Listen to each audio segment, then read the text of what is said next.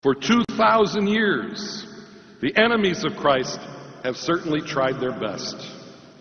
But think about it.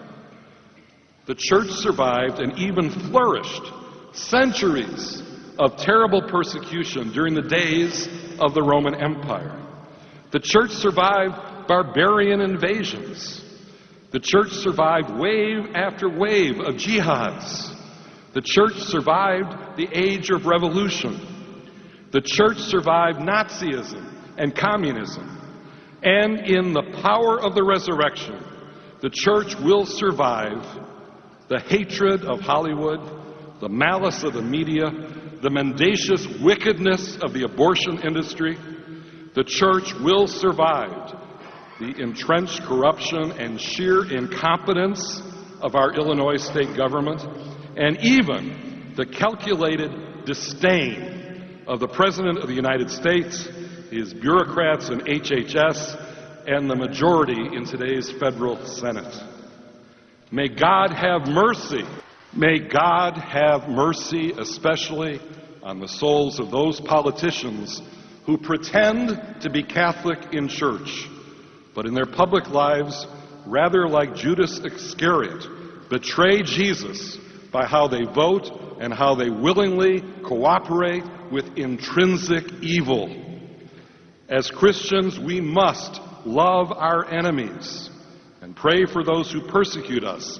But as Christians, we must also stand up for what we believe and be ready to fight to defend our faith. The days in which we live now require heroic Catholicism, not casual Catholicism. We can no longer be Catholics by accident, but instead be Catholics by conviction. In our own families, in our parishes, where we live and where we work, like that very first apostolic generation, we must be bold witnesses to the lordship of Jesus Christ. We must be a fearless army of Catholic men ready to give everything we have for the Lord who gave everything for our salvation.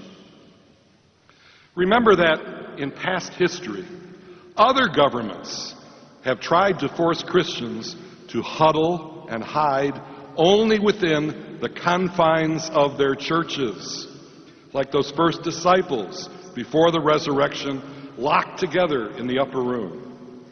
In the late 19th century, Bismarck waged his Kulturkampf, a culture war against the Roman Catholic Church, closing down every Catholic school and hospital, convent and monastery in Imperial Germany. Clemenceau, nicknamed the Priest Eater, tried to do the same thing in France in the first decades of the 20th century. Hitler and Stalin, at their better moments, would just barely tolerate some churches remaining open, but would not tolerate any competition with the state in education, social services, and health care. In clear violation of our First Amendment rights, President Obama, with his radical pro-abortion and extreme secularist agenda, now seems intent on following a similar path. Now, things have come to such a pass in our beloved country that this is a battle we could lose. But before the awesome judgment seat of Almighty God, this is not a battle where any believing Catholic may remain neutral.